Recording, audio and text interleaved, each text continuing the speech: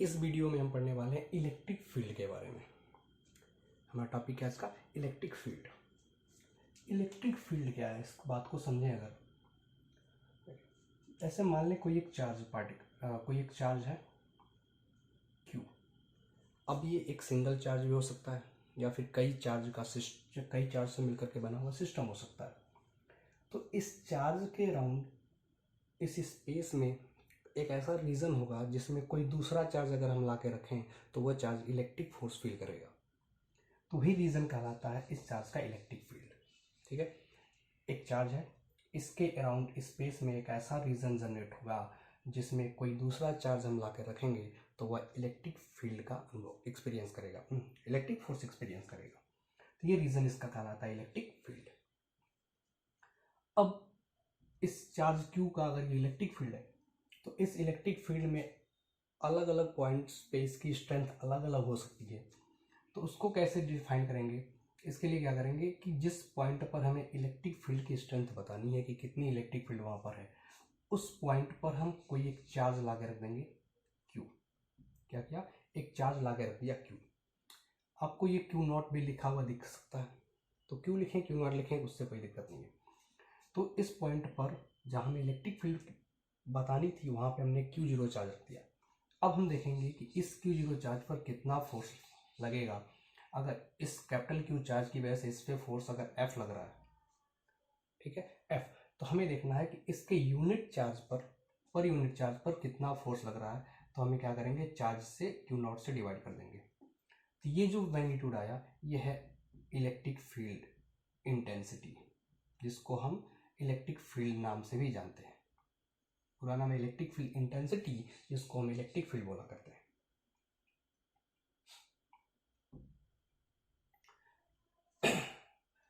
तो E is equal to हो गया F/Q0। तो इस पॉइंट पर इलेक्ट्रिक फील्ड कितना हो गया, F/Q0। अगर यहाँ पे हम स्मॉल q लिख रहे होते तो यहाँ Q लिखते, Q0 है तो Q0 लिखेंगे। इससे अगर आइडिया लगेगा हमें, देखिए F इज इक्वल टू क्या आएगा, EQ0। मतलब अगर किसी इलेक्ट्रिक फील्ड E में चार्ज Q0 को प्लेस कर दें तो उस पर कितना फोर्स लगेगा, E इंटू Q0। यानी किसी भी इलेक्ट्रिक फील्ड E में चार्ज Q को अगर प्लेस कर दिया जाए तो उस चार्ज पर कितना फोर्स लगेगा, F is equal to EQ। ठीक है, तो electric field intensity is equal to हो गया F/Q0। ये एक वेक्टर क्वांटिटी है। इलेक्ट्रिक फील्ड इंटेंसिटी क्या है, वेक्टर क्वांटिटी है। तो इसका डायरेक्शन क्या होगा, इलेक्ट्रिक फील्ड वेक्टर क्वांटिटी है तो इसका डायरेक्शन क्या होगा, जो डायरेक्शन F का होगा वही डायरेक्शन E का होगा, यानी इलेक्ट्रिक फील्ड का होगा। इसके लिए हमें क्या करना है कि जो हम चार्ज रखते हैं इस चार्ज को बोलेंगे Q0 को टेस्ट चार्ज। इसको क्या बोल दिया गया, टेस्ट चार्ज। तो किसी भी पॉइंट पर इलेक्ट्रिक फील्ड निकालनी है, इलेक्ट्रिक फील्ड का स्ट्रेंथ निकालनी है, तो उस पॉइंट पर हम क्या रखेंगे, एक टेस्ट चार्ज रख देंगे Q0 और देखेंगे उसके यूनिट चार्ज पर कितना फोर्स लग रहा है, वो हमारा हो जाएगा उस पॉइंट पर इलेक्ट्रिक फील्ड इंटेंसिटी। तो टेस्ट चार्ज Q0 से नाम दिया, Q0 को नाम दिया टेस्ट चार्ज। और याद रखना है ये टेस्ट चार्ज पॉजिटिव लेकर रखना है, टेस्ट चार्ज पॉजिटिव लेकर रखना है। अब इस टेस्ट चार्ज पर जिस डायरेक्शन में फोर्स लगेगा वही डायरेक्शन हो जाएगी इलेक्ट्रिक फील्ड की। मतलब क्या है कि अगर हमारा ये कैपिटल Q पॉजिटिवली चार्ज है तो टेस्ट चार्ज हम प्लस Q0 जब यहाँ पर प्लेस करेंगे तो इधर फोर्स किस तरफ फील करेगा, ये इस तरफ। तो इलेक्ट्रिक फील्ड का डायरेक्शन भी इस पॉइंट पर इसी तरफ होगा। अगर ये हम Q नेगेटिव लेते हैं तो ये इस Q0 इस तरफ अट्रैक्ट होगा तो इलेक्ट्रिक फील्ड का डायरेक्शन इसमें इस तरफ हो जाएगा। तो अगर ये पॉजिटिव चार्ज है तो इलेक्ट्रिक फील्ड इससे दूर होगा और नेगेटिव चार्ज होगा तो इलेक्ट्रिक फील्ड इसकी तरफ हो जाएगा। ठीक है, तो ये बात की इलेक्ट्रिक फील्ड की। हमें कैलकुलेट करना है electric field due to a point charge. हमारा टॉपिक क्या है, electric field due to a point charge.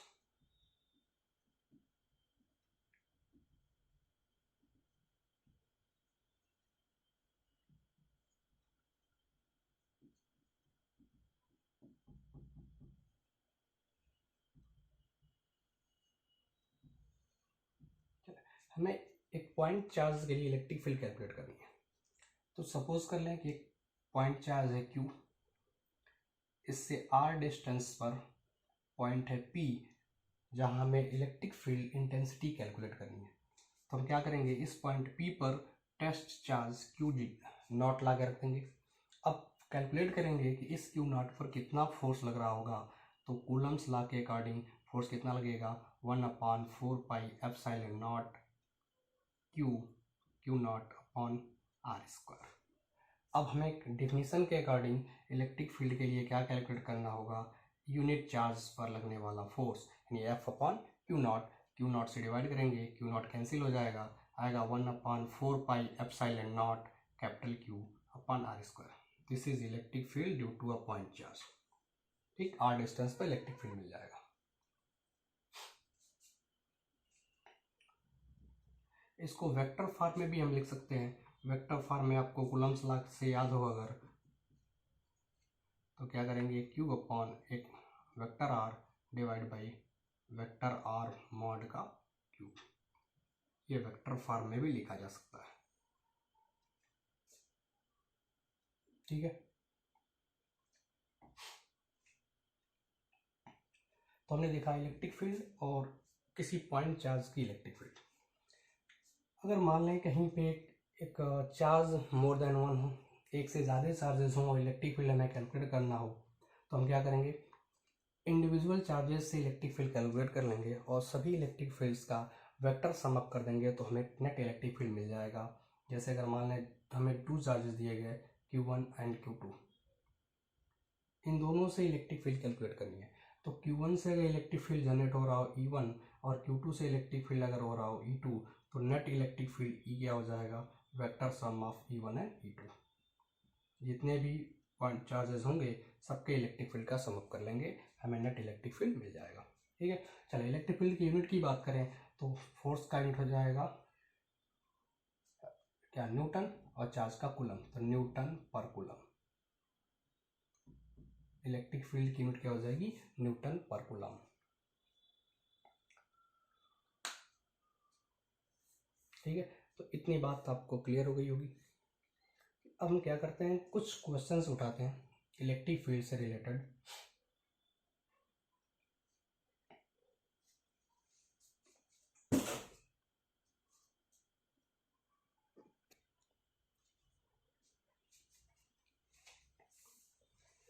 तो चलिए अब हमें क्या करना है, इलेक्ट्रिक फील्ड से रिलेटेड कुछ क्वेश्चन सॉल्व करने हैं।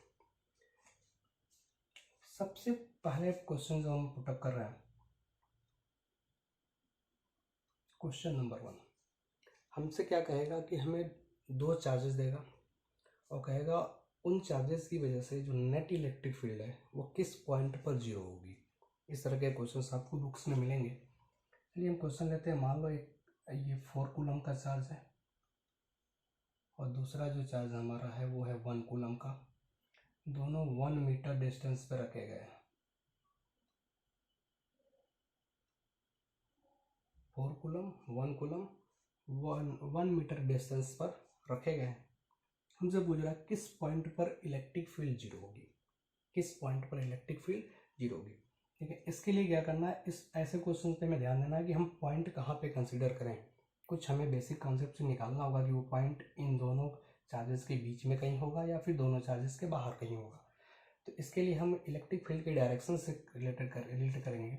जैसे ये +4 कूलम है तो इसका इलेक्ट्रिक फील्ड देखें, अगर पॉइंट हम मान लेते हैं कि इसके बीच में कहीं होगा, तो बीच में किसी भी पॉइंट पर इलेक्ट्रिक फील्ड देखें तो इस 4 कूलम का इलेक्ट्रिक फील्ड ये पॉजिटिवली चार्ज है, तो point test positive test charge को जब यहाँ रखेंगे तो इस तरफ रिपेल होगा, यानी इस चार्ज का इलेक्ट्रिक फील्ड जो जनरेट होगा वो इस तरफ होगा, और इस चार्ज का इलेक्ट्रिक फील्ड भी पॉजिटिव है तो इसको इस तरफ रिपेल करेगा यानी इस तरफ होगा। तो दोनों इलेक्ट्रिक फील्ड अपोजिट हैं तो यहाँ पर 0 होने का चांस है, क्योंकि जब इलेक्ट्रिक फील्ड अपोजिट होंगी और इक्वल हो जाएंगी तो वहाँ पे नेट इलेक्ट्रिक फील्ड 0 आ जाएगा। ठीक, लेकिन अगर हम पॉइंट बाहर कंसीडर करें, मान लिया यहाँ पे कंसीडर करेंगे तो इस पॉजिटिव का इलेक्ट्रिक फील्ड इस राइट डायरेक्शन में राइट तरफ होगा तो इसका भी इसी तरफ होगा, इसलिए दोनों ऐड हो जाएंगी, कभी भी इलेक्ट्रिक फील्ड 0 नहीं हो सकता। तो इस तरह से हम पहले पॉइंट फाइंड कर लेंगे कि हम पॉइंट कहाँ कंसीडर कर सकते हैं, बीच में या फिर इधर उधर। तो अगर दोनों चार्जेस सेम हैं, दोनों पॉजिटिवली चार्ज हैं या फिर दोनों नेगेटिवली चार्ज हैं तो वो पॉइंट दोनों के बीच होगा, लेकिन अगर एक पॉजिटिव एक नेगेटिव है तो वो पॉइंट बाहर होगा। ठीक है, हम दोनों क्वेश्चंस करते हैं, एक सेम लेकर के एक डिफरेंट लेकर के। तो 4 कूलम 1 कूलम के दो चार्जेस 1 मीटर डिस्टेंस पर रखा, हमसे पूछा किस पॉइंट पे इलेक्ट्रिक फील्ड जीरो होगा, तो हमने देखा कि इलेक्ट्रिक जो पॉइंट होगा वो इन दोनों चार्जेस के बीच में होगा। तो हम कंसिडर कर लेते हैं कि 4 कूलम से x डिस्टेंस पर इलेक्ट्रिक फील्ड जीरो होगी। तो हम क्या करेंगे, इस पॉइंट पर इन दोनों चार्जेस का इलेक्ट्रिक फील्ड निकालेंगे। इस 4 कूलम का इलेक्ट्रिक फील्ड यहाँ पे कितना आएगा, तो हम जानते हैं 1/4πε0, चार्ज कितना है 4, डिस्टेंस कितनी है दोनों के बीच की x स्क्वायर, क्योंकि अभी हमने देखा था किसी चार्ज q से r डिस्टेंस पर इलेक्ट्रिक फील्ड कितनी आई थी 1/4πε0 q/r²। इस फॉर्मूले का यूज़ किया तो हमारा इलेक्ट्रिक फील्ड आया इस 4 कूलम की वजह से। इस 1 कूलम का इलेक्ट्रिक फील्ड अगर देखें तो कितना आएगा 1/4πε0 1 ये डिस्टेंस कितनी होगी इस पॉइंट की इस 1 कूलम से, तो अगर इसको हमने x कंसिडर किया तो ये हो जाएगा 1 - x, क्योंकि टोटल डिस्टेंस 1 था, x सब्सट्रैक्ट कर देंगे 1 - x, तो 1 - x का होल स्क्वायर। ठीक है, ये 4πε0 कैंसिल आउट हो गया, स्क्वायर रूट ले लेते आ जाएगा 2/x, इधर हो जाएगा 1/1 - x, क्रॉस मल्टीप्लाई कर लें तो 2 - 2x = x, that is 2 = 3x, x आ जाएगा 2/3 मीटर। ठीक है, तो 2/3 मीटर पर हमारा जो इलेक्ट्रिक फील्ड होगा वो जीरो होगा। बात क्लियर? अब ऐसे ही क्या करना है, नेक्स्ट क्वेश्चन जो करने जा रहे हैं वहाँ पे हम ले रहे हैं सेकंड क्वेश्चन। एक चार्ज को नेगेटिव कर दिया -4 कूलम और दूसरे चार्ज को पॉजिटिव ले लिया 1 कूलम, डिस्टेंस फिर से वही है 1 मीटर, कह रहा किस पॉइंट पर इलेक्ट्रिक फील्ड जीरो होगा। अब वो पॉइंट हम बीच में नहीं ले सकते, क्योंकि जैसे ही पॉइंट बीच में लेंगे इलेक्ट्रिक फील्ड की डायरेक्शन दोनों के लिए सेम हो जाएगी, फिर नेट इलेक्ट्रिक फील्ड जीरो नहीं होगा। अब पॉइंट हमारा या तो इस तरफ होगा या तो इस तरफ होगा। अब हमें सोचने की ज़रूरत नहीं, हम किसी भी तरफ मान करके अपना कैलकुलेशन कर सकते हैं। अगर मान लें हमने पॉइंट यहाँ लिया और x जो हम डिस्टेंस मान है अगर वो पॉजिटिव आया तो इसका मतलब वही है, अगर नेगेटिव आ गया मतलब वो इस तरफ हो जाएगा, दूसरी तरफ। ठीक है, इस तरह से इससे सॉल्व करना है। चलिए तो हम क्या करते हैं, हम मान लेते हैं कि इस 1 कूलम से x डिस्टेंस पर पॉइंट होगा P, जहाँ पर इलेक्ट्रिक फील्ड जीरो होगा। यहाँ पर नेट इलेक्ट्रिक फील्ड हमारा क्या है, जीरो, हमने कंसिडर कर लिया। तो हम क्या करेंगे, दोनों चार्जेस के इलेक्ट्रिक फील्ड यहाँ पे कैलकुलेट करेंगे। चलें, इस -4 कूलम चार्ज के कारण यहाँ पर जो इलेक्ट्रिक फील्ड जनरेट होगी वो कितनी होगी, तो इसके लिए हमें ये डिस्टेंस चाहिए। अगर ये x है ये 1 है तो ये डिस्टेंस हो जाएगा 1 + x। तो -4 कूलम्स का जो इलेक्ट्रिक फील्ड आएगा 1/4πε0 4 डिस्टेंस हो जाएगा 1 + x, ये होगा।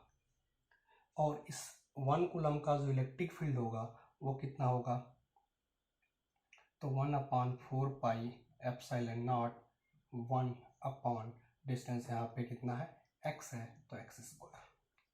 ठीक है, ये दोनों इलेक्ट्रिक फील्ड का डायरेक्शन देखेंगे तो अपोजिट होगा। नेगेटिव का इलेक्ट्रिक फील्ड इस तरफ होगा, इस पॉजिटिव का इलेक्ट्रिक फील्ड उस तरफ होगा, दोनों अपोजिट हैं, जीरो हो सकते हैं। तो हमने जीरो के इक्वल कर लिया, इससे x से हमारी सॉल्व हो जाएगी। तो 4πε0 कैंसिल, स्क्वायर रूट ले लें तो 4 का जाएगा 2 1 + x, इधर हो जाएगा 1/x, क्रॉस मल्टीप्लाई कर लें तो 2x = 1 + x, सॉल्व करेंगे तो आएगा x = 1। यानी इस 1 कूलम से 1 मीटर अगर राइट तरफ चले जाएं तो वहाँ पर इलेक्ट्रिक फील्ड हमारी जीरो होगी। ठीक है, अगर कोई इससे डिस्टेंस मान लेता -4 से यहाँ पर x लेके सॉल्व करते तो x की वैल्यू नेगेटिव आता। ठीक है, नेगेटिव आता, वो -2 आता। आप सॉल्व करके देखें, अगर यहाँ से हम मान लेते हैं ये डिस्टेंस अगर x सपोज कर लेते हैं और कहते हैं यहाँ पे इलेक्ट्रिक फील्ड जीरो होगा तो x की वैल्यू आएगी -2, यानी इससे हम राइट साइड में जाएंगे 2 मीटर तो 1 ये 1 ये, तब भी आंसर वही हमारा आ जाएगा। तो आंसर वही आएगा, बस डायरेक्शन देखना अपना। ठीक है, तो इस तरह से क्वेश्चंस आपको बुक मिलेंगे, ऐसे क्वेश्चन की प्रैक्टिस करिए। नेक्स्ट टाइप के क्वेश्चन हम लेते हैं।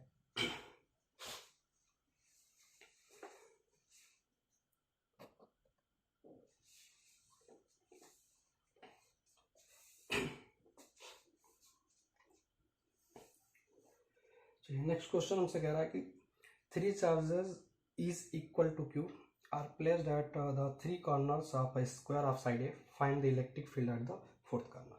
क्या कह रहा हमसे, एक हमें स्क्वायर दिया,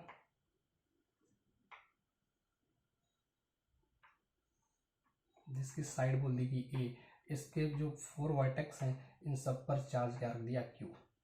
कह रहा फोर्थ कॉर्नर पर इलेक्ट्रिक फील्ड कैलकुलेट करें, किसी भी एक कॉर्नर पर इलेक्ट्रिक फील्ड कैलकुलेट करना है, चार्ज सेम है।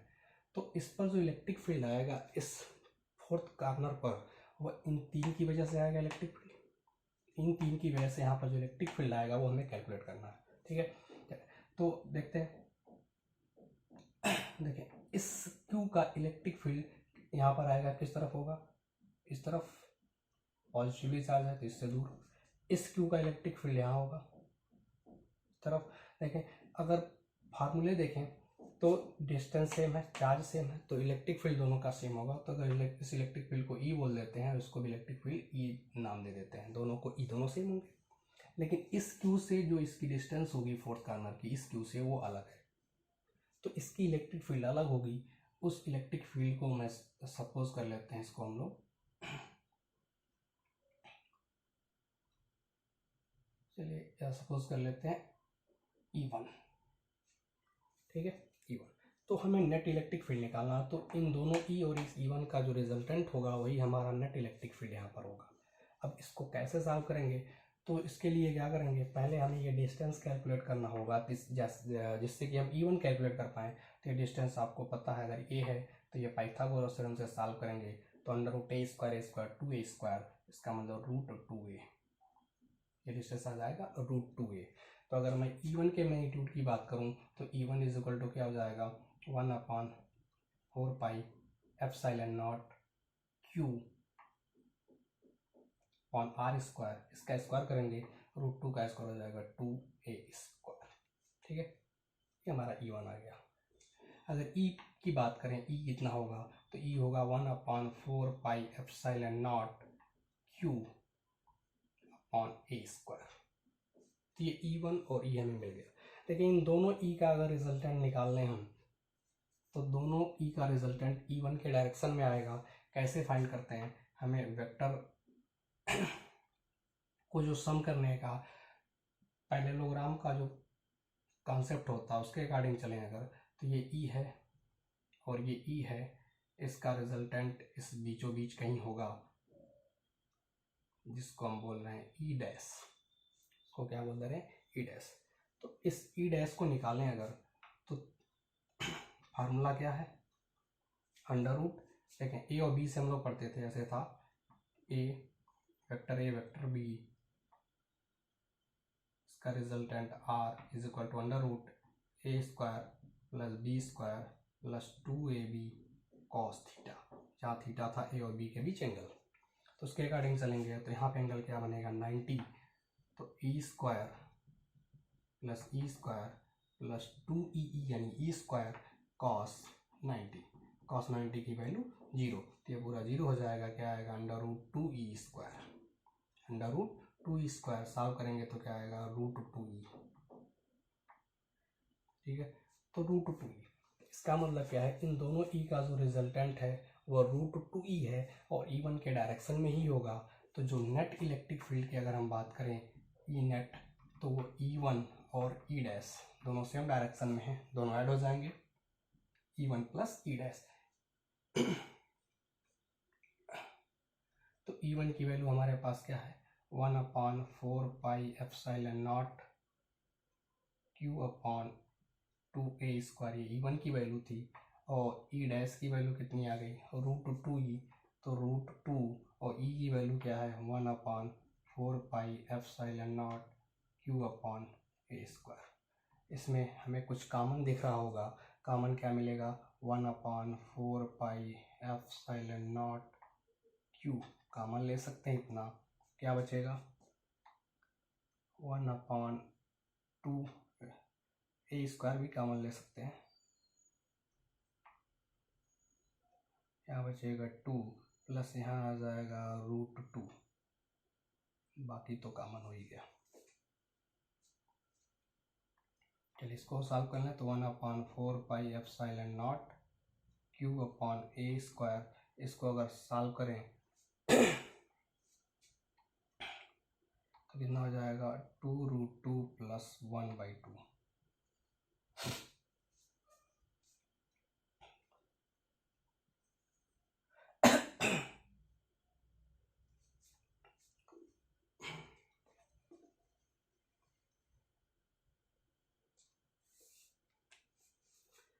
ठीक है, और एक दो लाइन चाहे तो आप सॉल्व कर सकते हैं।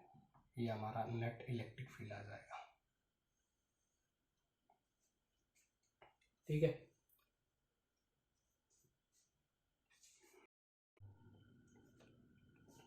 चलिए तो अब हम नेक्स्ट क्वेश्चन देखते हैं। Question number 4। इसमें क्या दिया हमें कि दो चार्जेस दिए गए, एक 10 माइक्रोकूलम और दूसरा -10 माइक्रोकूलम, जिनके बीच की डिस्टेंस हमसे बोल दी गई 10 सेंटीमीटर। ये पॉइंट ए है, ये पॉइंट बी है। दो पॉइंट्स ए और बी जिन पर दो चार्जेस रखे गए 10 और -10 माइक्रोकूलम्स के 10 सेंटीमीटर डिस्टेंस पर। अब करें इनके जो परपेंडिकुलर बाइसेक्टर है, यानी मिडिल पॉइंट से जो परपेंडिकुलर लाइन ड्रा की जाए वह परपेंडिकुलर बाइसेक्टर हो जाएगा। इस पर 12 सेंटीमीटर डिस्टेंस पर कोई पॉइंट है पी, जहाँ पर हमें इलेक्ट्रिक फील्ड कैलकुलेट करनी है। इस पॉइंट पी पर इलेक्ट्रिक फील्ड हमसे पूछ रहा है, नेट इलेक्ट्रिक फील्ड यहाँ पर क्या होगा। ठीक है, अगर दो चार्जेस हैं तो दोनों का इलेक्ट्रिक फील्ड निकाल लेंगे, फिर उनका रिजल्टेंट निकाल लेंगे। चलें, इस 10 माइक्रोकूलम का इलेक्ट्रिक फील्ड इस लाइन के लंब होगा, इस तरफ। इस -10 का इलेक्ट्रिक फील्ड इस तरफ होगा। ठीक, दोनों का मैग्नीट्यूड सेम होगा क्योंकि डिस्टेंस सेम है। डिस्टेंस को सॉल्व करें तो ये अगर 5 है, क्योंकि टोटल 10 था तो मिड पॉइंट है तो 5 हो जाएगा, तो 12 और ये 5 पाइथागोरस थ्योरम से सॉल्व करेंगे आएगा 13, तो यह भी 13 ही आएगा। ठीक है, तो चार्ज सेम, डिस्टेंस सेम, तो दोनों चार्जेस का इलेक्ट्रिक फील्ड सेम होगा। उस इलेक्ट्रिक फील्ड को अगर हम ई बोल देते हैं, क्या बोल दें, ई। अब इन दोनों ई का जो रिजल्टेंट होगा वो नेट इलेक्ट्रिक फील्ड होगा। तो इस रिजल्टेंट को निकालने के लिए क्या करते हैं, हम इसका कंपोनेंट कर लेते हैं, इन दोनों का कंपोनेंट कर लेते हैं। देखें, इस तरफ हम ले लेते हैं हॉरिजॉन्टल कंपोनेंट, तो इसके लिए हमें एंगल्स पता होने चाहिए। अगर इस एंगल को देखें तो थीटा होगा, ये एंगल भी क्या होगा, थीटा ही होगा, सेम होगा, दोनों साइड सेम है ट्रायंगल में। अगर ये थीटा है तो ये एंगल भी क्या आएगा, थीटा, बिकॉज ये लाइन पैरेलल है, और ज्योमेट्री से देखेंगे तो आपका ये भी थीटा आएगा। ठीक है, तो ये दोनों एंगल थीटा थीटा हो गए। अब अगर देखें इस इलेक्ट्रिक फील्ड ई का ये कंपोनेंट हो जाएगा, एंगल थीटा है तो ये हो जाएगा ई कॉस थीटा। इस वाले का भी एंगल ये थीटा पे है तो इधर कंपोनेंट हो जाएगा ई कॉस थीटा। और दोनों का जो वर्टिकल कंपोनेंट होगा ई साइन थीटा, इसका हो जाएगा ई साइन थीटा, दोनों कैंसिल आउट हो जाएंगे। तो सिर्फ जो नेट इलेक्ट्रिक फील्ड होगा वो 2e cos थीटा हमारा आ जाएगा। ये हमारा हो जाएगा net electric field 2e cos theta. तो नेट इलेक्ट्रिक फील्ड क्या हो गया 2e cos थीटा। जो हमारा नेट इलेक्ट्रिक फील्ड हो गया वो क्या हो गया 2e cos थीटा। अब अगर इसमें बात करें, हमें e और cos थीटा ये दोनों वैल्यू निकालनी है। चले सॉल्व कर लेते हैं। cos थीटा की वैल्यू देखें, अगर cos थीटा तो इस ट्रायंगल में आ जाए, यहाँ से cos थीटा हमें मिल जाएगा 5/13। cos थीटा क्या हो जाएगा 5/13, तो 5/13 तो 10/13 10/13 हमारा नेट इलेक्ट्रिक फील्ड है। अब हमें ई की वैल्यू चाहिए, तो ई की वैल्यू कैसे सॉल्व करेंगे इसको पहले सॉल्व कर लेते हैं। ई की वैल्यू, चले ई को सॉल्व करें अगर, तो ई क्या आएगा, ई है electric field due to 10 coulomb charge, 10 या -10 किसी का भी निकालें। तो हमें फार्मूला पता 1/4πε0, चार्ज हो जाएगा 10 माइक्रोकूलम, कन्वर्ट करना होगा कूलम में एसआई सिस्टम में, तो कूलम में कन्वर्ट करने के लिए हम 10⁻⁻6 से मल्टीप्लाई करेंगे, because 1 coulomb is equal to होता है 10⁻⁻6 coulomb. 1 coulomb is equal to 10⁻⁻6 microcoulomb. ठीक, तो इस तरह से हमने 10 माइक्रोकूलम को 10⁻⁻6 से मल्टीप्लाई करके कूलम में कन्वर्ट कर दिया। और डिस्टेंस 13 सेंटीमीटर है, उसको मीटर में कन्वर्ट करने के लिए क्या करेंगे 10⁻⁻2 से मल्टीप्लाई कर लेंगे इसका स्क्वायर। ये ई की वैल्यू हो जाएगी 1/4πε0 का वैल्यू आपने पढ़ा है 9 × 10⁻9, इधर है 10 × 10⁻6 डिवाइड बाई 13 का स्क्वायर करेंगे 169, इसका स्क्वायर करेंगे 10⁻4। इसको आप पूरा सॉल्व करें तो 9/169 इंटू ये 10 टू दी पावर कितना आएगा -4 से -4 कैंसिल, बचेगा -2, -2 यहाँ से कर देंगे तो 10⁻7,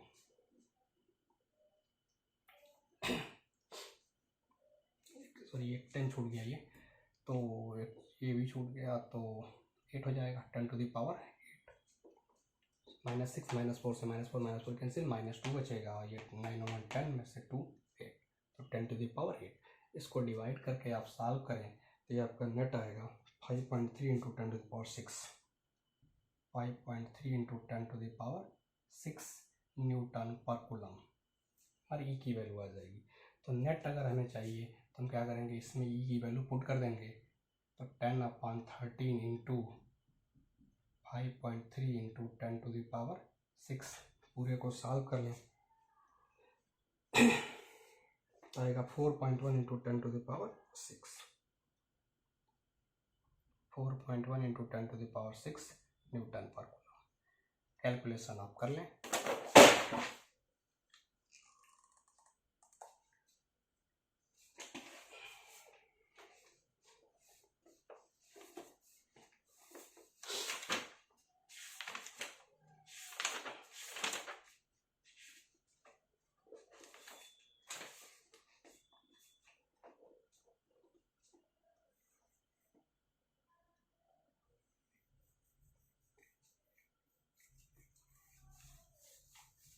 चलिए अब नेक्स्ट क्वेश्चन देखते हैं।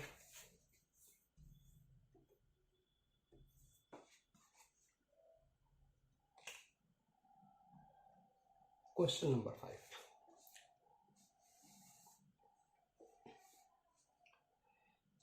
इसमें क्या कह रहा है कि एक वर्टिकल इलेक्ट्रिक फील्ड है जिसका मैग्नीट्यूड है 4 × 10⁵ न्यूटन पर कूलम। वर्टिकल इलेक्ट्रिक फील्ड है E = 4 × 10⁵ न्यूटन पर कूलम। अब ये इलेक्ट्रिक फील्ड इतना ही है कि एक वाटर के ड्रॉपलेट को गिरने से प्रिवेंट कर देता है, न रोक देता है। यहाँ पे एक वाटर की ड्रॉपलेट है जिसका मास m = है 1 × 10⁻⁻4 kg, और इस पर जो चार्ज है Q वो हमें कैलकुलेट करना है। अगर इलेक्ट्रिक फील्ड इसको जस्ट प्रिवेंट कर देती है फॉल होने से, गिरने से, ठीक, तो हमें Q कैलकुलेट करना है। देखें अब इस चार्ज पर देखें कितने फोर्सेस वर्क कर रहे हैं। तो एक फोर्स अगर इसको इलेक्ट्रिक फील्ड में रखा गया है तो QE लगेगा, जो इलेक्ट्रिक फील्ड के डायरेक्शन में लगेगा। इलेक्ट्रिक फील्ड अपवर्ड है तो जो इस पर इलेक्ट्रिक फोर्स लगेगा, इलेक्ट्रिक फोर्स FE से डिनोट कर दें तो वो वर्टिकली अपवर्ड लगेगा ऊपर की तरफ। वो कितना होगा, Q × E, Q × E। E की वैल्यू है 4 × 10⁵, ठीक। इतना फोर्स जो लगेगा वो वर्टिकली अपवर्ड लगेगा। डाउनवर्ड कौन सा फोर्स लगेगा, इलेक्ट्रिक फोर्स जो लगा वो अपवर्ड लगा, और इसका जो वेट होगा mg यानी फोर्स ऑफ ग्रेविटी वो डाउनवर्ड लगेगा। तो फोर्स ऑफ ग्रेविटी जो होगा Fg से रिलेट करें तो mg ये आएगा डाउनवर्ड। m की वैल्यू है 1 × 10⁻⁻4। अगर g की वैल्यू सिंपल करने के लिए 10 रख देते हैं तो कितना आ जाएगा 10⁻⁻3, ठीक। ये डाउनवर्ड लगेगा। अगर ये फॉल नहीं हो रहा, मतलब दोनों फोर्सेस अपोजिट तो हैं ही और मैग्नीट्यूड में सेम हो जाएंगे, तभी ये कंडीशन आएगा कि ये फॉल नहीं करेगा, दैट इज Fe = Fg। दोनों इक्वल कर लेंगे तो Q 4Q × 10⁵ is equal to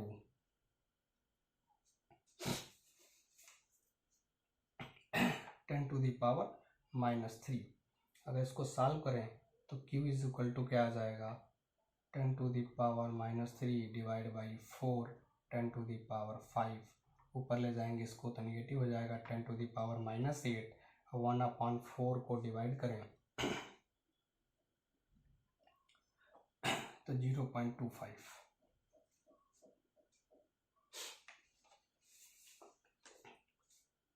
तो इसको लिख सकते हैं 2.5 × 10⁻⁹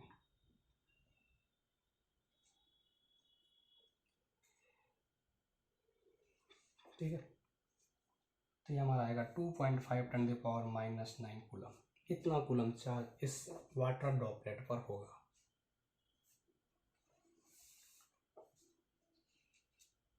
इसी क्रम में चलिए नेक्स्ट क्वेश्चन हम देखते हैं।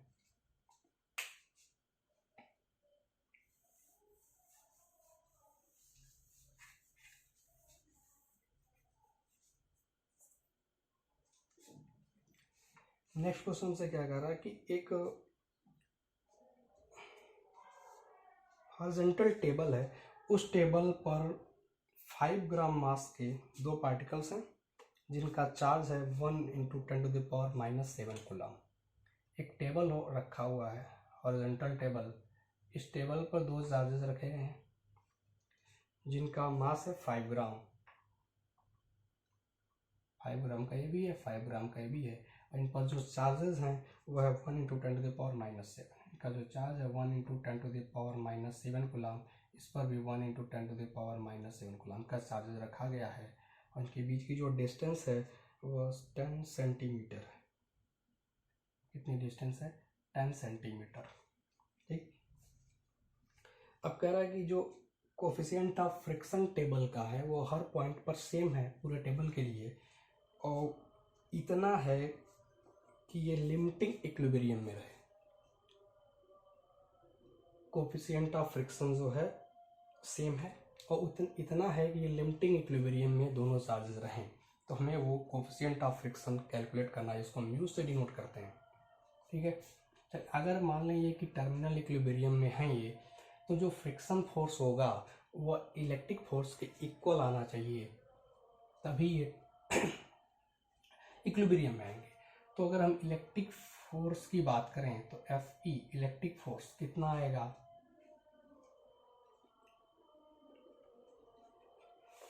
वो हम कैलकुलेट कर सकते हैं कूलम्स लॉ से। उसको हम किससे कैलकुलेट कर सकते हैं? Coulomb's law. बेसिकली ये क्वेश्चन देखें तो ये इलेक्ट्रिक फील्ड का नहीं है, ये इलेक्ट्रिक फोर्स का है। लेकिन चलिए सॉल्व करते हैं। तो इलेक्ट्रिक फोर्स कितना आएगा कूलम्स लॉ के अकॉर्डिंग? 9 × 10⁻⁹।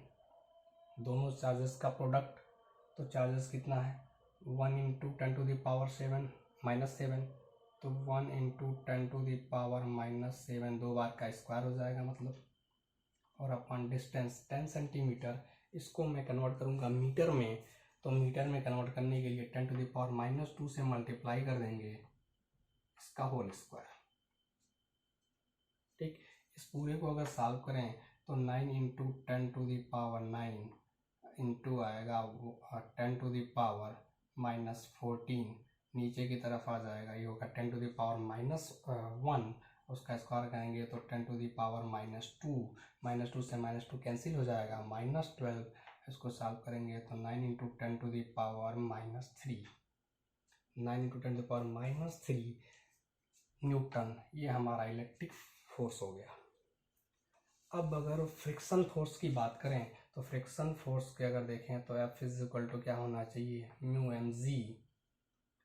तो म्यू हमें कैलकुलेट करना है, m मासेस दिया गया 5 ग्राम, अगर इस ग्राम को कन्वर्ट करें केजी में तो 5 × 10⁻3, क्योंकि 1 किलोग्राम में 1000 ग्राम होता है, तो 5 × 10⁻3 इंटू जी की वैल्यू यहाँ पर सिंपलिसिटी के लिए 10 रख लेते हैं। 9.8 रखना चाहिए, हम 10 रख रहे हैं।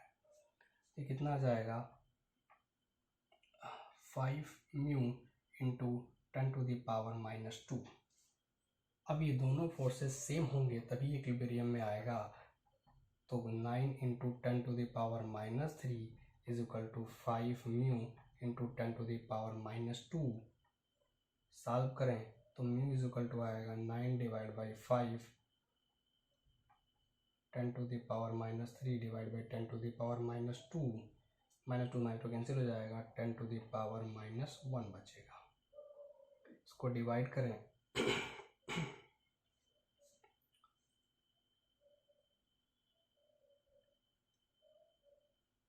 to 10⁻⁻1, सॉरी,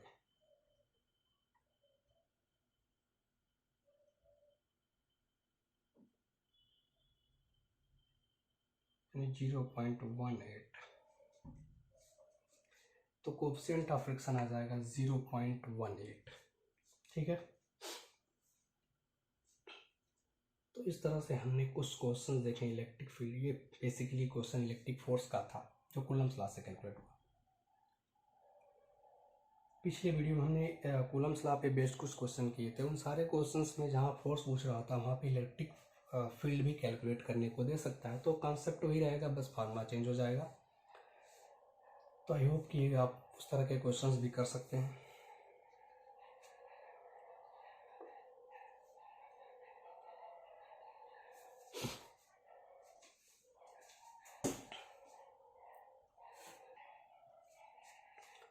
चलिए नेक्स्ट क्वेश्चन हम देखते हैं। 2 क्वेश्चन और करने हमें इस वीडियो में। अब क्वेश्चन थोड़ा से इंटीग्रेशन का यूज़ करना है। मतलब अगर कहीं होमोजीनियस चार्ज डिस्ट्रीब्यूशन हो, हमने देखा कि अगर कोई सिस्टम में अलग अलग इंडिविजुअल कई चार्जेस हैं तो सबका नेट हम इलेक्ट्रिक फील्ड अलग अलग निकाल करके सबका नेट निकाल लेते हैं, वो हमारा इलेक्ट्रिक फील्ड होता है। लेकिन अब हमें ऐसा दे दिया जाए जहाँ पे charge distribution homogeneously charge distribute हुआ, वहाँ पे हम कैसे करेंगे? तो वहाँ पे हमें इंटीग्रेशन का यूज़ करना पड़ेगा। जैसे क्वेश्चन नंबर 6 कर रहे हैं, एक हमें रिंग दिया गया। क्या दिया गया? एक रिंग ऑफ रेडियस ए मान लेते हैं, ए रेडियस का रिंग है जिस पर क्यू चार्ज डिस्ट्रीब्यूटेड है यूनिफॉर्मली ओवर इट्स लेंथ। उसके लेंथ पर find the electric field at the point on the axis of right at distance x from the centre. ठीक है, क्या आराम से कि ये से एक वर्टिकली रिंग रखा गया है, ये रिंग चार्ज है, इसको रिंग को क्यू चार्ज दिया गया जिसकी रेडियस रिंग की हमसे बोल दी गई ए है, स्मॉल ए। हमसे कह रहा इसके एक्सिस पर, ये एक्सिस होगा इसका सेंटर से पास करेगा, इससे एक्स डिस्टेंस पर हमें यहाँ पर क्या चाहिए? इलेक्ट्रिक फील्ड कैलकुलेट करनी है। ठीक, अब ये ऐसा पॉइंट चार्ज तो है नहीं कि हम पॉइंट चार्ज का फार्मूला लगा लें। तो हमें क्या करना होगा? अब इसमें हमें इसको इंटीग्रेशन का यूज़ करना होगा। इसके लिए हम क्या करेंगे? हम इसके छोटे छोटे एलिमेंट्स डिवाइड करेंगे और एक एलिमेंट्स का इलेक्ट्रिक फील्ड निकालने के बाद पूरे उसको इंटीग्रेट करके हम पूरे रिंग का इलेक्ट्रिक फील्ड कैलकुलेट कर लेंगे। तो क्या करते हैं, यहाँ पे चलिए एक एलिमेंट कंसीडर कर लिया जिसका चार्ज हो जाएगा डी क्यू। यहाँ हमने रिंग से एक एलिमेंट काट लिया जिसका चार्ज क्या हो जाएगा? स्मॉल चार्ज होगा, बहुत छोटा सा डी क्यू हो गया। इस डी क्यू से अगर इसकी डिस्टेंस देखें पी पॉइंट की, तो ये डिस्टेंस कैलकुलेट करनी पड़ेगी। अगर ये एक्स है और ये है तो ये पाइथागोरस थ्योरम से आ जाएगा √a² प्लस x², ये डिस्टेंस होगा। अब इस डी क्यू का इलेक्ट्रिक फील्ड हम यहाँ पे बता सकते हैं, क्योंकि ये पॉजिटिवली चार्ज है तो इसका इलेक्ट्रिक फील्ड इस तरफ होगा, इसी लाइन के लॉन्ग फॉरवर्ड डायरेक्शन में इधर इलेक्ट्रिक फील्ड हो जाएगा। तो इस इलेक्ट्रिक फील्ड ई स्मॉल है तो चलो डी लिख देते हैं इसको, डी स्मॉल छोटा सा इलेक्ट्रिक फील्ड होगा डी। अब बस अब इस डी का अगर कंपोनेंट्स करें हम, तो एक कंपोनेंट्स हम यहाँ पे ले सकते हैं हॉरिजॉन्टल और एक कंपोनेंट यहाँ पे ले सकते हैं वर्टिकल। ठीक है, ये 2 कंपोनेंट्स हम कंसीडर कर सकते हैं। देखिए, अगर हम इस एंगल को थीटा सपोज करें तो ये एंगल भी क्या होगा? थीटा होगा। तो ये कंपोनेंट क्या हो जाएगा? डी ई कॉस थीटा, और ये वाला कंपोनेंट हो जाएगा डी ई साइन थीटा। ठीक है, अब ऐसे ही देखें, अगर और छोटे छोटे एलिमेंट्स करते जाएं तो इस वाले एलिमेंट के जस्ट अपोजिट एक एलिमेंट यहाँ होगा। इसका अगर इलेक्ट्रिक फील्ड हम देखेंगे तो इस डायरेक्शन में जाएगा और इसके कंपोनेंट करेंगे, इधर आएगा डी कॉस थीटा और वर्टिकल वाला हो जाएगा D sine theta, D sine theta. तो इस तरह से हम देख सकते हैं कि जितने भी हम एक एलिमेंट लेंगे उसके जस्ट अपोजिट एक ऐसा एलिमेंट होगा जिसके इलेक्ट्रिक फील्ड का वर्टिकल कंपोनेंट एक दूसरे को कैंसिल आउट कर जाएंगे, सिर्फ ये हॉरिजॉन्टल कंपोनेंट बचेगा। तो ये जो हमारा हॉरिजॉन्टल कंपोनेंट आ रहा है डी कॉस थीटा, ये पूरे रिंग के जितने भी एलिमेंट्स इसमें काटे जाएंगे सबका समीशन ले लें डी कॉस थीटा का, तो हमारा नेट इलेक्ट्रिक फील्ड आ जाएगा। तो हमारा नेट इलेक्ट्रिक फील्ड जो होगा इसी को हमें इंटीग्रेट कर देंगे, ई को इंटीग्रेट करना होगा डी कॉस थीटा को, डी कॉस थीटा को इंटीग्रेट कर देंगे तो हमारा नेट इलेक्ट्रिक फील्ड मिल जाएगा। अब इसके लिए हमें डी की वैल्यू चाहिए और कॉस थीटा की वैल्यू चाहिए। तो डी की वैल्यू क्या होगी? हमने पीछे भी फार्मूला पढ़ा है, क्या है? 1/4 पाई एप्सिलॉन नॉट, जो चार्ज होगा डी क्यू अपॉन डिस्टेंस का स्क्वायर, डिस्टेंस हमारा है under root a square plus x square, under root में इसका स्क्वायर करेंगे अंडर रूट कैंसिल हो जाएगा।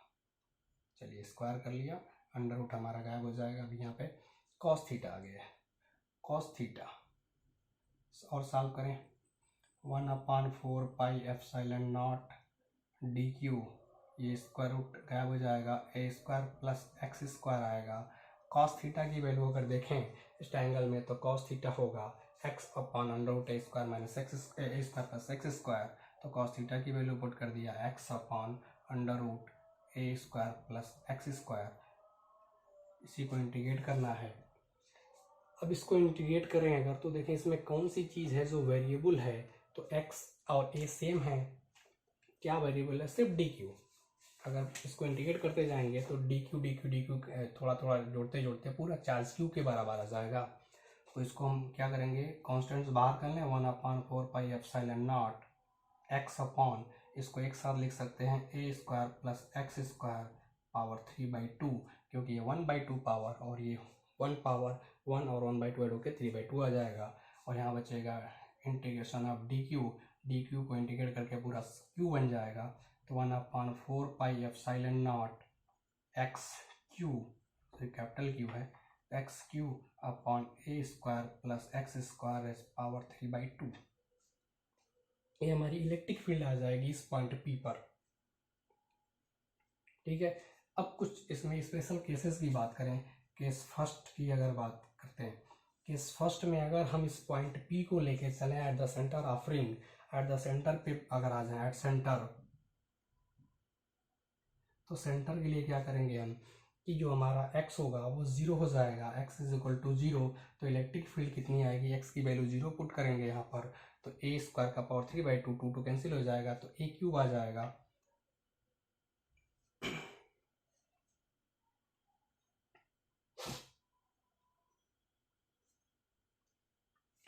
चलिए कितना आ गया तो 1/4 pi epsilon naught Q x upon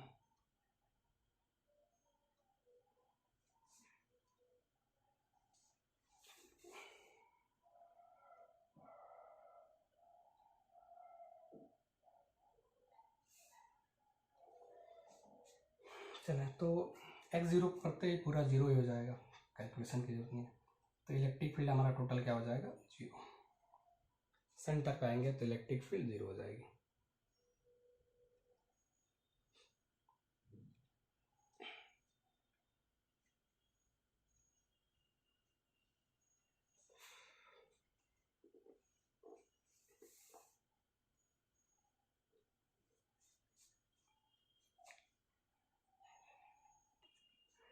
चलिए अगर केस 2 की बात करें, केस टू में क्या करते हैं कि अगर जो हमारा x है यानी ये पॉइंट रिंग से बहुत दूर हो, यानी x is greater than A, radius के रिस्पेक्ट में x बहुत बड़ा हो, तो x इज ग्रेटर देन ए, ऐसे केस में हम a को यहाँ पे नेग्लेक्ट कर सकते हैं। तो ऐसे केस में इलेक्ट्रिक फील्ड आएगी is equal to 1/4 pi epsilon naught x Q upon, हमने क्या किया, इसको नेग्लेक्ट किया, किसको, a को, तो एक्स स्क्वायर का पावर 3/2, 2 कैंसिल हो जाएगा, एक्स क्यूब, यहाँ एक्स कैंसिल हो जाएगा, एक्स स्क्वायर आ जाएगा। तो आप देख सकते हैं ये वही फार्मूला आया जो एक पॉइंट चार्ज के लिए आता था कि अगर एक पॉइंट चार्ज क्यू है, एक्स डिस्टेंस पे इलेक्ट्रिक फील्ड चाहिए तो 1/4 pi epsilon naught Q by x square होगा।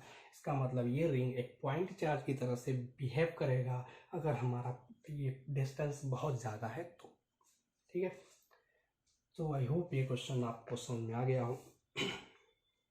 तो रिंग के सेंटर पर इलेक्ट्रिक फील्ड की बात करें तो क्या होगा, 0 आएगा, और अगर पॉइंट बहुत दूर है तो हमारा ring as a point charge behave करेगा।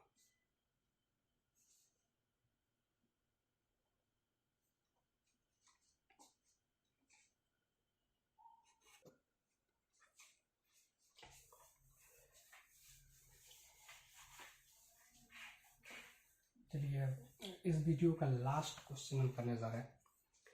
हमसे कह रहा है कि एक यूनिफॉर्मली चार्ज्ड रॉड है। ठीक है, एक क्वेश्चन नंबर 7 हमारा, एक यूनिफॉर्मली चार्ज रॉड है,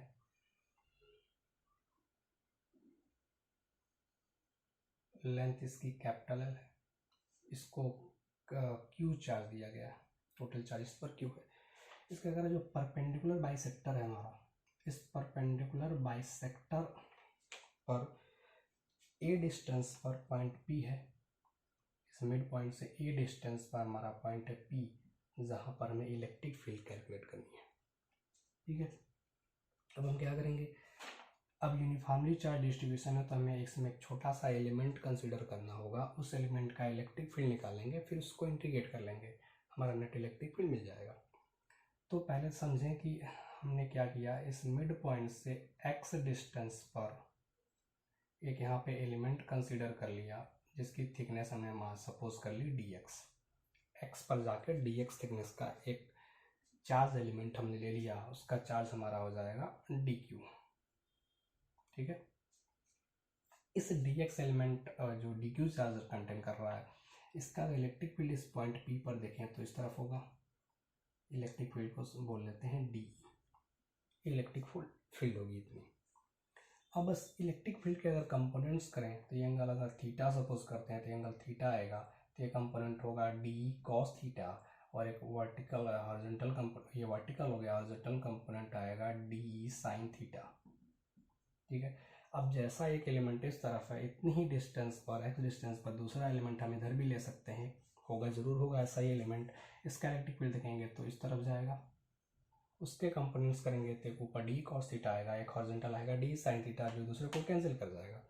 तो कहने का मतलब यह है, इस मिड पॉइंट से जितने भी एलिमेंट्स हम राइट साइड में लेंगे, उतनी डिस्टेंस पर लेफ्ट साइड में एक एलिमेंट होगा जिसका horizontal component D sine theta cancel out कर जाएगा, यानी नेट इलेक्ट्रिक फील्ड हमारी वर्टिकल डायरेक्शन में आएगी, डी कॉस थीटा, उसको हम इंटीग्रेट करेंगे तो हमारा नेट इलेक्ट्रिक फील्ड मिल जाएगा। तो हमें क्या करना है, इस डी कॉस थीटा को इंटीग्रेट करना है।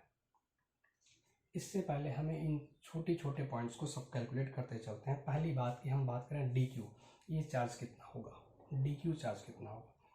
इसके लिए हम मान लेते हैं कि पूरा लेंथ हमारा जब एल था तो टोटल चार्ज क्यू था, तो यूनिट लेंथ का जो चार्ज होगा वो कितना होगा, क्यू अपॉन एल। तो इस डी एक्स थिकनेस का चार्ज कितना हो जाएगा, D x into Q by L, ये हमारा चार्ज आ गया डी क्यू। तो जो हमने एलिमेंट कंसिडर किया उसका चार्ज हमने निकाल लिया। पहले क्या किया, यूनिट लेंथ का चार्ज निकाला, तो charge upon total length Q upon L, D x thickness का चाहिए था, उसमें डी एक्स से मल्टीप्लाई कर दिया, तो हमारा चार्ज आ गया D Q, Q by L D x, ये डी क्यू मिल गया। अब इस डी क्यू चार्ज का जो इलेक्ट्रिक फील्ड होगा डी कॉस थीटा, उसको हम कैलकुलेट करें, अगर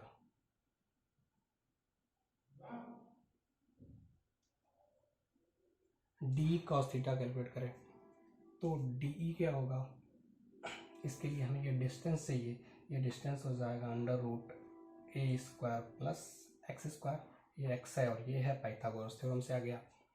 तो डी कॉस थीटा चले क्या होगा, 1/4 पाई एप्सिलॉन नॉट, डी की वैल्यू निकालना है, 1/4 पाई एप्सिलॉन नॉट क्यू, यानी डी क्यू, तो डी क्यू अपॉन डिस्टेंस का स्क्वायर, ये डिस्टेंस है a square x square, under root में इसका स्क्वायर कर देंगे, अंडर रूट गायब हो जाएगा। ठीक है, तो डी आ गया, कॉस थीटा आगे है, कॉस थीटा को देखें, कॉस थीटा कितना होगा, तो इस ट्राइंगल से देखें कॉस थीटा होगा बेस अपॉन हाइपो, तो बेस हो जाएगा ए और ये हो जाएगा under root a square x square, तो ए upon under root a square plus x square. ठीक, इसको और सॉल्व करते जाएं तो हम क्या लिख सकते हैं, ए डी क्यू के देखें, डी क्यू की वैल्यू हमारे पास आई है Q D x upon L, L को नीचे ला देते हैं, 4 पाई एप्सिलॉन नॉट इंटू एल, और यहाँ पे देखें अगर तो ये एक साथ हो जाएगा ए स्क्वायर प्लस एक्स स्क्वायर, यहाँ पावर 1/2 है, यहाँ 1 है, टोटल मिलकर हो जाएगा 3/2।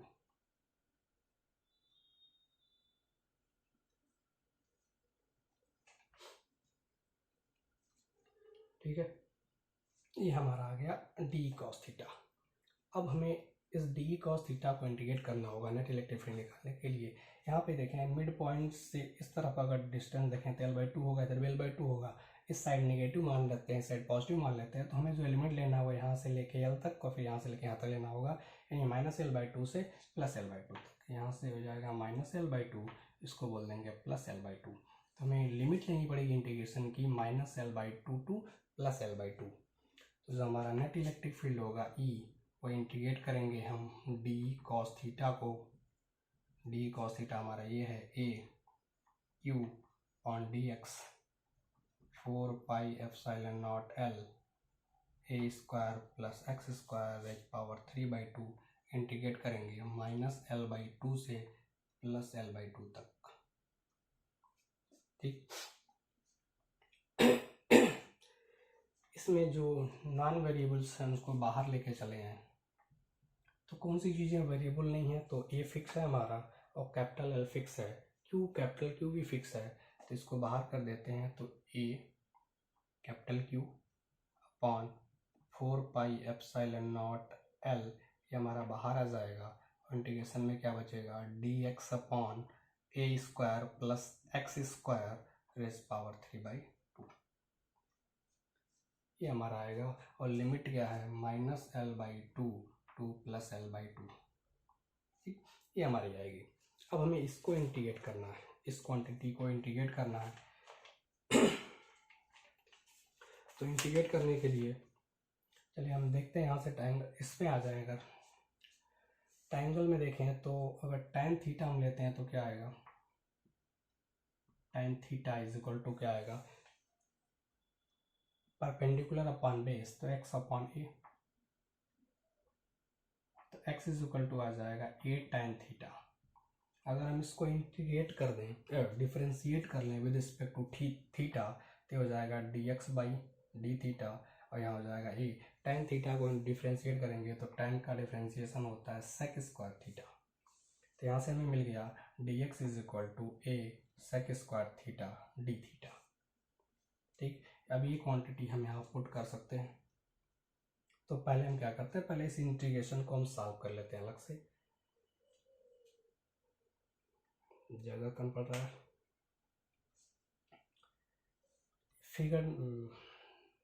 फिगर इरेज कर देते हैं या देखते हैं, यहाँ पे छोटा छोटा लिखते हैं। चले यहाँ पे क्या करें, हम पहले इस इंटीग्रेशन को सॉल्व कर लेते हैं बिना लिमिट के, किसको, dx upon a² + x² power 3/2। ठीक, इस इंटीग्रेशन को अगर सॉल्व करें तो क्या आएगा, dx की वैल्यू हम रख देंगे a sec² थीटा, ठीक है, यहाँ से इंटू d थीटा अपॉन देखिए a² + x², x की वैल्यू क्या रखेंगे, a tan थीटा, तो हो जाएगा a² tan² थीटा और पूरे का पावर है 3/2, क्योंकि x का स्क्वायर था तो a² tan² theta whole power 3/2 भी है। चलिए इसको और सॉल्व करें, ये कैलकुलेशन अलग है इसका। चलिए यहाँ से और सॉल्व करते हैं इसको। तो यहाँ से हम देख रहे हैं कि a² कॉमन ले लेंगे, a² बाहर आएगा, पावर 3/2 है, 2 से 2 कैंसिल हो जाएगा तो a³ आएगा, ऊपर a है नीचे a³ है, a से एक कैंसिल कर देंगे तो 1/a² बचेगा। ठीक, ऊपर है sec² थीटा, नीचे देखें यहाँ बचेगा 1 + tan² थीटा जो कि होता है sec² थीटा, और sec² थीटा का पावर 3/2 करेंगे, 2 से 2 कैंसिल हो जाएगा तो यहाँ भी आ जाएगा sec³ थीटा, sec² से sec² कैंसिल कर लेंगे तो आ जाएगा 1/a² और 1/sec, जिसको हम लिख सकते हैं cos थीटा। ये हमारा कांस्टेंट है तो बाहर आ जाएगा, तो कुल मिला के आ जाएगा 1/a² इंटीग्रेशन में cos थीटा। cos थीटा का अगर इंटीग्रेशन देखें तो cos थीटा का इंटीग्रेशन क्या होता है, sin थीटा होता है। इसको सॉल्व करेंगे तो आ जाएगा 1/a², cos का इंटीग्रेशन होता है sin थीटा, तो हमारा ये जो इंटीग्रेशन आएगा 1/a sin थीटा आ गया। sin थीटा की वैल्यू अगर हम फिगर से देखें तो sin theta perpendicular upon hypo, तो 1/a² x upon √a² + x², ये हमारा इंटीग्रेशन टोटल आ जाएगा 1/a² x upon √a² + x²। अब इस चीज़ को यहाँ पे ला कर रख दें अगर, तो a capital Q upon 4πε0 L, इस इंटीग्रेशन की जगह पे पूरा हमारा क्या आएगा 1 अपॉन ए स्क्वायर बाहर कर लिया, x upon under root a square plus x square. इस अंडर रूट को हम पावर 1/2 बोलते हैं, लिख लिया पावर 1/2। लिमिट क्या है, लिमिट है -l/2 से +l/2, -l/2 to +l/2। Limit रखने का मेथड आपने पढ़ा होगा 11th में।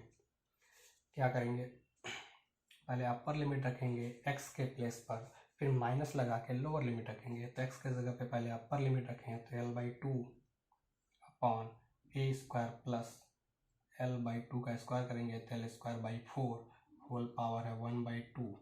ठीक, फिर माइनस लगा के लोअर लिमिट रखेंगे, तो लोअर लिमिट में जैसे ही रखेंगे इसका जगह -l/2 माइनस हो जाएगा +l/2 divide by A square plus x के जगह पे लोअर लिमिट रखेंगे -l/2 स्क्वायर करेंगे तो माइनस का स्क्वायर प्लस हो जाएगा l²/4 पावर 1/2। ठीक, हमने लिमिट रखा, ये लिमिट की वाला सॉल्व हो गया। और आगे ये भी था AQ अपॉन 4πε0 L² इसको अगर देखें सॉल्व करें तो ये l/2 मिलके हो जाएगा 2l/2 दैट इज L। ये क्या हो जाएगा L।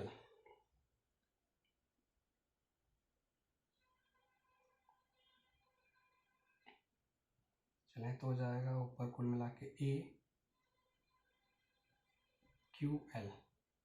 AQL हो गया।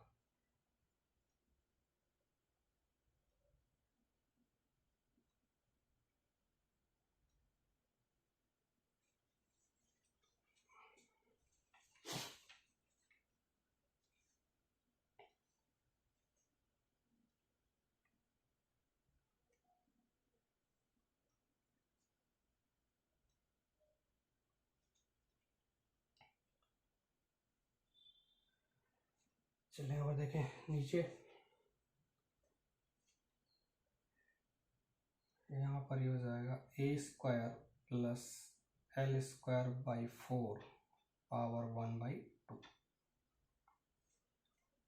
ठीक है, चलिए ये हो गया। इसके बाद क्या है, सॉरी ये तो लिख ही चुके हैं पूरे। ये नीचे बचेगा 4πε0 L/A²। एक ए से ए को कैंसिल कर लेते हैं, एल से एल को कैंसिल कर लेते हैं।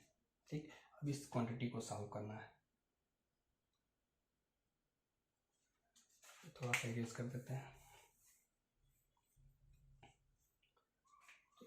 क्या करेंगे, क्यू, देखिए इसको सॉल्व करते हैं। अगर इसका डिनोमिनेटर इक्वल करेंगे तो 4a² plus l² power 1/2 divide by 4 आएगा। 4 का पावर 1/2 अगर बाहर कर लें 1/2 तो आ जाएगा 2, उसको ऊपर लेके चले जाते हैं तो हो जाएगा 2q। इधर हो जाएगा 4a² प्लस l² पावर 1/2 और आगे क्या है 4πε0 इंटू ए। यहाँ 2 से 4 कैंसिल हो जाएगा तो कुल मिला के आ जाएगा q upon 2πε0 a 4a² plus l² power 1/2। ये हमारा इलेक्ट्रिक फील्ड टोटल आ गया।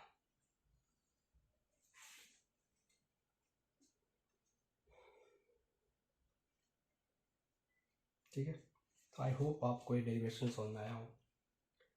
चलिए तो फिलहाल के लिए इतना रखते हैं, नेक्स्ट वीडियो में मिलते हैं नेक्स्ट टॉपिक के साथ।